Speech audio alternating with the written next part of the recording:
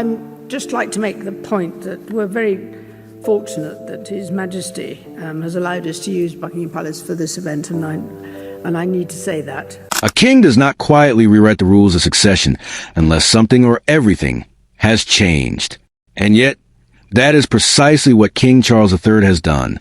In a move that senior royal observers are calling one of the most structurally significant decisions of the modern monarchy, Charles has reportedly elevated his sister, Princess Anne, to a position of extraordinary constitutional power, granting her the effective standing of a royal regent, a title and a function that places her at the very nerve center of the crown. The palace corridors, so accustomed to whispered secrets and carefully managed revelations, are buzzing, and the British public, watching a monarchy that has spent the last 3 years navigating illness, exile, scandal, and reinvention, is struggling to absorb the full weight of what this means. To understand why this decision is so extraordinary, you have to first understand the landscape of the royal family as it stands today.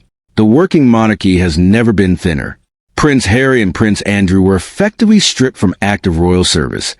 Harry by his own dramatic departure to the United States, Andrew by a controversy that shook the institution to its foundation. Princess Beatrice has never been a working royal in the traditional sense. Meanwhile, the Princess of Wales, Catherine, has spent much of the recent period in careful recovery following her own devastating health battle, conducting a slow and graceful return to public duties. Prince William, heir to the throne, carries enormous symbolic weight, but cannot be everywhere at once. And the careful management of his profile as the future king means he is not deployed as a day-to-day institutional stand-in. That leaves a monarchy with a very small circle of people it can actually trust and rely upon to carry the crown's business forward. Into that gap steps Princess Anne. But to say she simply stepped in would be a profound understatement, and has been the quiet engine of the British monarchy for decades. In 2023, she conducted 457 official royal engagements, more than any other member of the family, including the king himself. The year 2025 saw her travel to South Africa, to Ukraine where she met personally with President Zelensky, to Australia marking the centenary of the Royal Australian Corps signals, and to Singapore for diplomatic commemorations. She is, by every measurable standard, the most industrious royal in modern British history, a woman who has never chased publicity, never sought applause, and never once allowed the machinery of palace politics to compromise the sheer consistency of her work. Royal correspondent Robert Hardman, in his authoritative biography, Charles III, New King, New Court, The Inside Story, has written extensively about how Anne's loyalty to the institution runs deeper than sentiment. It is, for her, a moral obligation. Now, that obligation has been formally recognized in a way that changes the constitutional arithmetic of the crown. King Charles, managing an ongoing cancer diagnosis that he himself has spoken about with remarkable candor, telling audiences late in 2025 that his journey through illness had left him profoundly moved by the community of care that surrounds every cancer patient, has taken steps to ensure the continuity of the monarchy in the event that he is temporarily or permanently unable to perform his royal functions. At the heart of those steps is Anne. The legal framework for this already exists and has been quietly but powerfully evolving. Under the Regency Act of 1937, the Crown established the Office of Counsellor of State, a mechanism by which designated senior royals can step in to carry out the sovereign's duties during periods of absence or illness. By law, those counsellors of state are the monarch's spouse and the next 4 people in the line of succession above the age of 21. For years, that framework produced an uncomfortable reality. Harry and Andrew technically remain on the list despite being wholly unsuitable to serve in any official capacity. Parliament moved to correct this. In November 2022, the Counsellors of State Act was passed, formally adding Princess and Prince Edward to the pool of councillors, a move driven by King Charles himself, who sent a personal message to Parliament signed, as royal protocol demands, by his own hand, expressing his wish that an Edward be empowered to serve. In the House of Lords, the reading of that message prompted audible expressions of approval from the assembled peers. It was not a ceremonial gesture. It was the beginning of a structural recalibration. What makes the current development so significant is not merely that Anne is a Counsellor of State that has been established. What royal watchers and constitutional scholars are now examining is the manner and specificity with which Charles has reportedly elevated her standing within that framework, granting her an elevated regental authority that goes beyond routine counselor duties. Professor Robert Blackburn, the constitutional law scholar at King's College London and author of King and Country, Monarchy and the Future of Britain, has long argued that the British Constitution contains remarkable flexibility, that the Crown, working in concert with Parliament and the Privy Council, can shape and expand the function of royal representation in ways that are technically lawful but historically unprecedented. What is being described now appears to fall precisely within that space. Dr. Craig Prescott, a constitutional law lecturer at Royal Holloway, University of London, has noted that the addition of the working royals only clause to the Counsellor of State framework was itself quietly revolutionary, describing it to the Times as the most elegant way of managing the reality of Harry and Andrew's status without publicly degrading them through explicit legislative removal. That same elegant architecture now appears to be at work in Anne's elevation. The palace moves carefully, it moves quietly, and it moves with extraordinary legal precision. And the timing matters enormously. King Charles, now 76 years old, has not allowed his illness to silence him. He has continued to carry out his duties, continued to meet with the Prime Minister, continued to grant royal assent and receive ambassadors, and speak publicly about causes ranging from cancer awareness to climate action to Commonwealth unity. But the physical and logistical reality of governing a monarchy while managing a serious illness, while also bearing the institutional weight of a court still recalibrating after the tumult of the last decade, demands contingency planning of the highest order.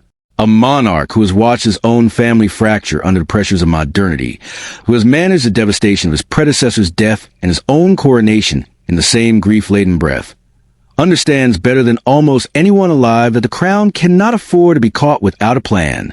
Princess and does not simply represent reliability. She represents something rarer and more durable. Institutional credibility earned through 55 years of continuous service. She began her official royal duties in 1968. She has never wavered. She has never demanded special treatment.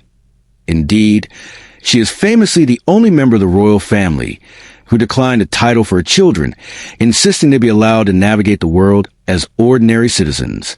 She holds over 300 patronages and presidencies. She attended more than 20,000 official engagements in the course of her working life before this current chapter even began. And she has now attended investiture ceremonies at Windsor Castle on behalf of the king, hosting formal occasions with the quiet authority of someone who has never needed the spotlight to command a room. The constitutional implications of the regent title, as it is being framed, are significant under the Regency Act 1937, should the king become wholly incapacitated, and that determination is made through a formal declaration signed by specific senior figures, including the Secretary of State and the Lord Chancellor and President of Privy Council. A regent would assume the full functions of the crown. That regent, under current law, would be the next in the line of succession who is of age and eligible, that is, Prince William. But a full regency is the most extreme application of the framework. What the palace appears to have constructed is something more functional and more immediate, an architecture of emergency authority in which it can act swiftly, decisively, and with the full weight of royal legitimacy behind her, in any scenario where the king is temporarily unable to perform his duties. This is not the crown being handed over. This is a crown being protected. Royal biographer Sally Bedell Smith, whose 2017 work, Prince Charles, The Passions and Paradoxes of an Improbable Life, traced Charles's journey from misunderstood heir to prepared sovereign, has noted that he is always governed by instinct. CT toward institutional survival. He does not act impulsively. He does not make structural decisions without deep counsel and careful consideration of their long-term consequences. That Charles has moved to formally shore up his position, to place her in both legal standing and institutional prestige at the apex of the royal safety net, is consistent with everything we know about how he thinks about the monarchy's future. There is something deeply human in this decision, too, that the formal language of constitutional law cannot quite contain. Charles, Anne, and our siblings who have weathered everything together, the extraordinary public pressure of royal childhood, the collapse of multiple marriages within their own family, the death of their mother, and the weight of succession, and reportedly rushed Balmoral when Charles's health concerns became urgent in early 2024, and their bond, professional, familial, and forged in particular crucible of royal duty, is, by all credible accounts, one of the most genuine and unguarded relationships either of them has. This is not Charles delegating to a functionary. This is Charles trusting his sister, perhaps the only person who truly understands what it costs to carry the crown without complaint, day after day, decade after decade, for the British public. Absorbing this development means grappling with the quiet transformation of an institution they thought they understood.